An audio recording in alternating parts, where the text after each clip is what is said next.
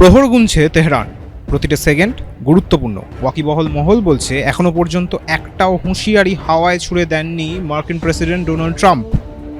যখনই হামলার কথা বলেছেন তখনই তা হাতে কলমেও করেছেন। তাহলে ইরানের শেষ কি এগিয়ে আসছে? কতটা প্রস্তুত তারা?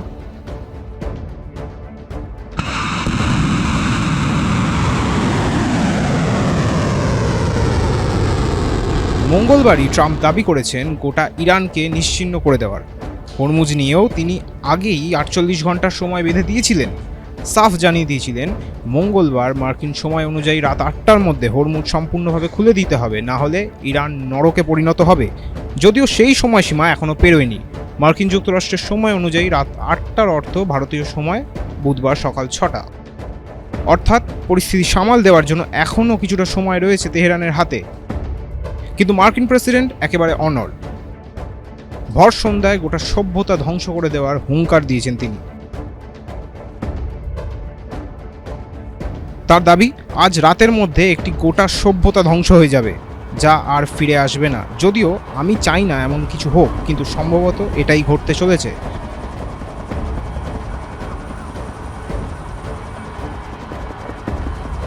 তবে অভিযান বাতিল হতে পারে বলেও নিজের ট্রুথ সোশ্যালে ইঙ্গিত দিয়েছেন মার্কিন প্রেসিডেন্ট। তার কথায় এখন যেহেতু একটি শাসন ব্যবস্থা সম্পূর্ণ এবং সার্বিকভাবে পরিবর্তন হয়েছে, তাই সেখানে চমৎকার কিছু ঘটতেই পারে। In Iran while participating in Operation Epic Fury, where we're doing unbelievably well at a level that nobody's ever seen before. The entire country can be taken out in one night, and that night might be tomorrow night.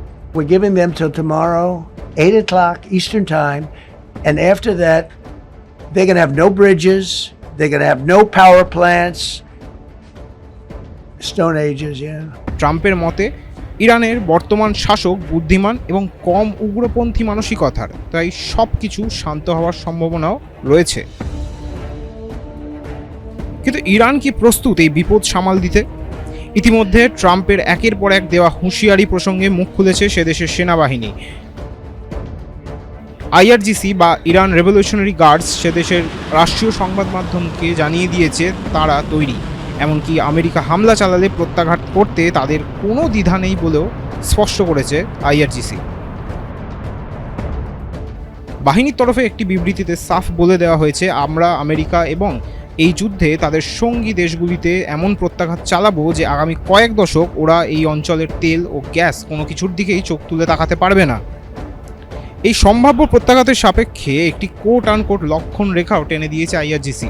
তাদের দাবি America নিজের সীমা অতিক্রম করলে তার পরিণতি ভোগ করতে হবে।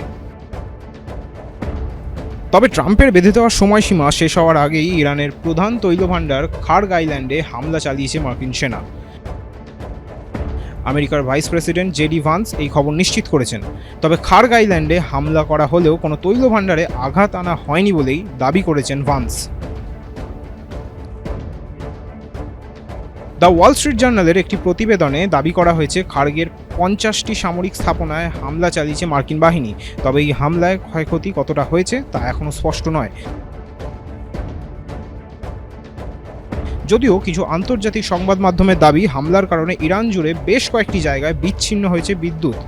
এই পরিস্থিতিতে পরবর্তী হামলাগুলিকে রুখে দেওয়ার জন্য এবং ইরানের গুরুত্বপূর্ণ বিদ্যুৎ কেন্দ্রগুলিকে রক্ষা করতে মানববন্ধন তৈরি করেছে তেহরান।